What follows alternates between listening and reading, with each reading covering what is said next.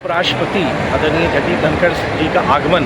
मुजफ्फरपुर की धरती पर अली मिश्रा कॉलेज और बिजनेस मैनेजमेंट में हुआ। डॉक्टर जनार्दन ऋषि की आज जयंती भी है और जयंती के अवसर पर जिसको कॉलेज फाउंडर्स डे के तौर पर मनाता है, साथ ही साथ जो यूनिवर्सिटी ग्रांट्स कमीशन है उसके माध्यम से जिस महाविद्यालय को ऑटोनमस का स्टेटस प्राप्त हुआ है उसकी आज अनवीलिंग भी उन्होंने की।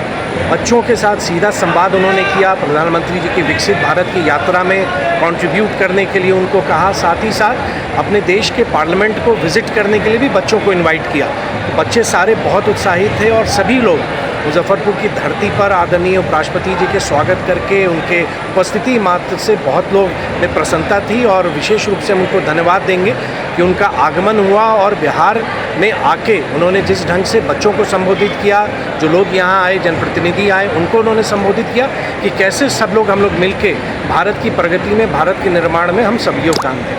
बिहार को शुरू से बिहार का तो एक गौरव रहा है और एक ऐसा दौर रहा है। अगर आप देखेंगे, अगर प्राचीन भारतीय इतिहास को पढ़ेंगे तो पूरा इतिहास बिहार के ही संदर्भ में है। आज हम उस खोई हुई गौरव को हमारी जो एक बिहार की जो प्रभुता थी उसके प्राप्त करने की दिशा में हम आगे बढ़ चुके हैं। उसका उल्लेख उन्होंने किया कि भूमि इंटेलेक्चुअल्स की रही है, ये भूमि ने राष्ट्र निर्माण में योगदान दिया। जयप्रकाश जी का उन्होंने जिक्र किया, उन्होंने आदरणीय राजेंद्र बाबू का जिक्र किया, जिन लोगों ने भी देश के निर्माण में योगदान दिया। बिहार हमेशा अग्रणी रहा, चंपारण यात्रा की, सत्याग्रह की उन्होंने बात की। तो एक तरह से बिहार का जो महत्व है और आने वाले समय में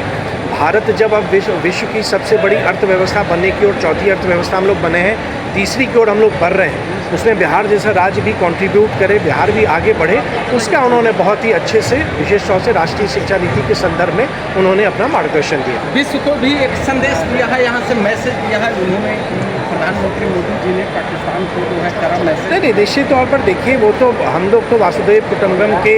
संस्कार के तहत ही प्रत्येक भारतीय हम लोग उसको मानते हैं और भारत ने बहुत ही कठोर संदेश आतंकवाद के खिलाफ पूरी दुनिया को भी दिया है कि भारत बर्दाश्त नहीं करेगा। अगर हमारे यहाँ आतंकवाद की घटनाएं होती हैं तो चुन चुन के उनको नष्ट नाबूद किया जाएगा और उसी का भी उन्होंने उल्लेख किया और सबके साथ कि मिलके चलिए भारतीय बन के हम लोग अपने देश की प्रगति में सब लोग हम लोग योगदान दें।